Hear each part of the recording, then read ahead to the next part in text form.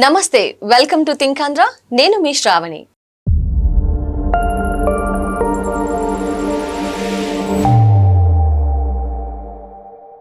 ప్రస్తుతం మనతో పాటు ఉన్నారు మాణిక్ గారు. మాణిక్ గారు నమస్తే అండి. నమస్తే శ్రావణి గారు. మాణిక్ గారు, పెద్దిరెడ్డి రామచంద్రారెడ్డి గారికి సంబంధించి ఆయన చిత్తూరులో రమణ అనే ఒక వ్యక్తి గ్రనైట్ క్వారీకి లైసెన్సులు పొందితే ఆయన్ని బెదిరించి ఆ మైనింగ్ ప్రాంతాన్ని ఆయన ఆక్రమించుకున్నారు అన్నట్టు ఒక న్యూస్ అయితే హల్చల్ చేస్తుంది. అండ్ ఇవి మాత్రమే కాకుండా పెద్దిరెడ్డి గారి మీద ఇంకా చాలా కేసెస్ కూడా ఉన్నాయి. అంటే లైక్ అటవీ ప్రాంతాన్ని ఆక్రమించుకున్నారని కానీ బెదిరింపులకు పాల్పడ్డారంటూ కూడా చాలా వార్తలు ఈ మధ్య బాగా వస్తున్నాయి ఆయనకు సంబంధించి.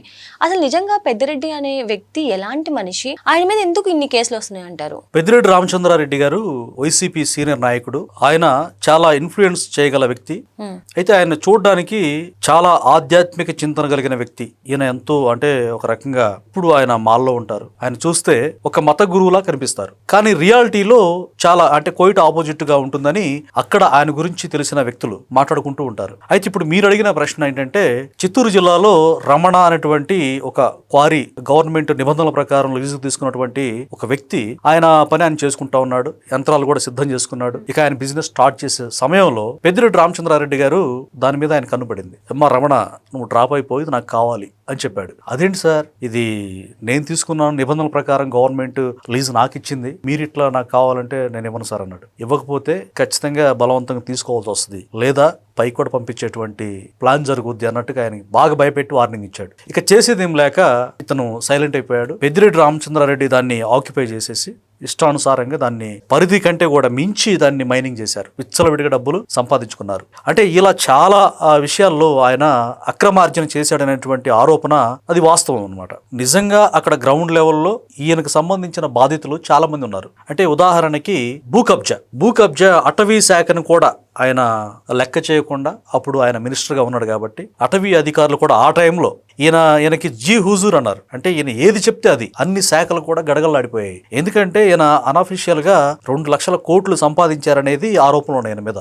మరి అఫీషియల్ గా ఎంత ఉన్నాయో తెలియదు కానీ, అంటే చాలా ఈయన ఒక రకంగా కోటాను కోట్ల డబ్బు ఉంది, డబ్బుతో ఏదైనా మేనేజ్ చేయవచ్చు అనేటువంటి జగన్మోహన్ రెడ్డి గారి లాగా ఆయన తర్వాత ఈయనే అంత సంపన్నుడు అనేటువంటి డిస్కషన్ కూడా మనం అక్కడక్కడ చూస్తూ ఉంటాం. అయితే ఈ రమణ అనే విషయంలో రమణ ఏం జరిగిందనంటే, ఆయన చివరగా కూటమి ప్రభుత్వం గెలిచాక అప్పుడు ఇది బయటకు వచ్చేసింది అనమాట. సార్ ఇట్లా యాక్చువల్ గా లీజ్ నాది, ఆ క్వారీ నాది, పెద్దిరెడ్డి రామచంద్రారెడ్డి గారు నన్ను భయపెట్టి నన్ను బెదిరించి ఈ విధంగా ఆయన ఆక్యుపై చేసుకున్నారు, నాకు న్యాయం చేయండి సార్ అని చెప్పి తేదేపా ఆఫీస్ ఏదైతే మంగళగిరిలో ఉందో ఆ ఆఫీసులో తేదేపా పెద్దలకు విన్నవించుకోవడం జరిగింది. అప్పుడు దీని గురించి చంద్రబాబు నాయుడు గారు సీరియస్ గా దీన్ని తీసుకున్నారనమాట.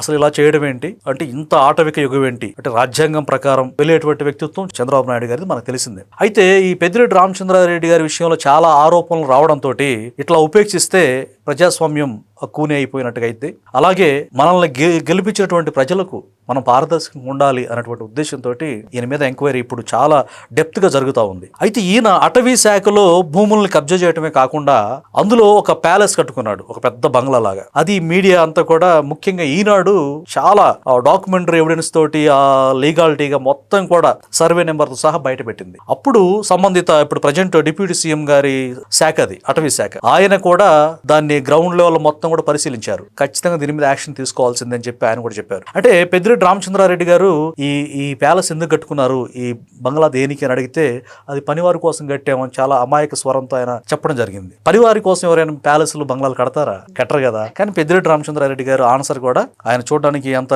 మంచిగా ఉంటారో చెప్పే కదా. కానీ ఈయన ఎదిరిస్తే గతంలో ఒక ఇన్సిడెంట్ మీకు గుర్తు చేస్తాను. ఒక వ్యక్తి జగన్మోహన్ రెడ్డి గారి హయాంలో కల్తీ మద్యం కేసు మనం వేల కోట్ల రూపాయలు జరిగింది మనకు తెలుసు. అయితే ఒక వ్యక్తి, అతని పేరు ఓం ప్రతాప్ అనే వ్యక్తి, చాలా రకాల బీర్లు వచ్చాయి, అంటే భూమ్ బీర్ అని రకరకాల బీర్లు వచ్చాయి. ఆ కల్తీ మద్యం వల్ల చాలా మంది చనిపోయారు. అయితే అలాంటి బీరు తీసుకొని ఒక ఏ పార్టీకి చెందినటువంటి వ్యక్తి ఓం ప్రతాప్, ఇదేంటి బీర్ ఏంటి అని జగన్మోహన్ రెడ్డి గారు తిట్టాడు, బూతులు మాట్లాడాడు. కానీ అతనికి ఆల్కహాల్ మత్తులో ఉండి తిట్టారు. అతను ఏ స్థితిలో ఉండి తిట్టాడో కూడా అర్థం చేసుకోకుండా అతను ఆ తిట్టిన వీడియో బాగా వైరల్ అయింది. తర్వాత అతను శవం తేలింది. అంటే దానికి ప్రూఫ్స్ లేవు అనమాట. అంటే ఎవరు చేశారు ఏంటి అనేది, అంటే జనాలందరికీ తెలుసు ఎవరు ఏం చేశారు, ఆయన ఎలా చనిపోయారు అనేది, ఆ చావుని ఎలా చిత్రీకరించారు గారు తెలుసా, అతను సూసైడ్ చేసుకున్నాడు, అతను ఆత్మహత్య చేసుకున్నాడు అని చెప్పారు. అవును, అప్పట్లో అదే న్యూస్ ట్రెండ్ అయింది. వచ్చింది కదా, అతను జగన్మోహన్ రెడ్డిని తిట్టానని పశ్చాత్తాపంతో సూసైడ్ చేసుకున్నారు. పశ్చాత్తాపంతో అంటే ఇక్కడ చాలా హాస్యాస్పదంగా ఉంది. అంటే ఈ రోజుల్లో కూడా ఆయన ఏం పెద్ద నేరం కాదు, అది కల్తీ మద్యం వల్ల చాలా మంది చనిపోయారు. పశ్చాత్తాపం అంటే నాకు ఒక విషయం గుర్తొస్తుంది. ఇస్కరియోతు యూదా అని ఒక ఆయన ఉంటాడు, జీసస్ క్రైస్ట్ ఫాలోవర్. ఆయన అన్యాయంగా అలాంటి నిర్దోషిని, మంచి వ్యక్తిని నేను డబ్బులు కమ్ముడు పోయి పట్టించానని చెప్పి సూసైడ్ చేసుకుంటాడు. ఇస్కరియోతు యూదా అనే అతను జీసస్ క్రైస్ట్ ఫాలోవర్, ఆయన స్నేహితుడు. అలాంటి వ్యక్తిని డబ్బుకి అంటే వెండి నాణాలకి ఆశపడి అమ్మేస్తారనమాట సిలువకు అప్పగించడానికి. అరే ఇలాంటి మంచి కరుణా హృదయం నేను అమ్మేశానని చెప్పి పశ్చాత్తాపంతో ఊరేసుకొని చనిపోతాడు ఇస్కరియోతు యూదా. మరి ఆ టైపులో పశ్చాత్తాపంతో అంటే జగన్మోహన్ రెడ్డి గారు జీసస్ క్రైస్ట్ లాంటి మనస్తత్వం. జగన్మోహన్ రెడ్డి గారు ఎంత ధనాపేక్ష కలిగిన వ్యక్తో, ఎలాంటి క్రూయల్ మైండ్ సెట్, బాబాయ్ విషయం కావచ్చు, ఎదిరించిన ఎవరి విషయమైనా సరే జగన్మోహన్ రెడ్డి గారిని ఎవరు కూడా ఆయన ప్రేమ, కరుణ, వాత్సల్యం ఉందని ఎవరు చెప్పరు, నిజంగా చెప్పరు. మరి ఆయన్ని అన్నానని చెప్పేసి ఈయన సూసైడ్ చేసుకుని చనిపోవడం నిజంగా చాలా హాస్యాస్పదం, నమ్మశక్యం లేదనమాట. పెద్దిరెడ్డి రామచంద్రారెడ్డి గారి విషయానికి వస్తే, ఆయన్ని ఎవరైనా ఎదిరిస్తే ఫస్ట్ తీవ్ర స్థాయిలో వార్నింగ్ ఉంటుంది, కొట్టడం, కుల్లబడటం ఉంటుంది, ఇంకా ఎక్కువ చేస్తే పైకి పంపడం కూడా ఉంటుంది అనమాట. ఇలాంటి వ్యక్తి చాలా అంటే ముఖ్యంగా ఆయన కబ్జా చేసినటువంటి అంశాలు మనం చూసుకుంటే కనుక ఎర్రచందనం స్మగ్లింగ్.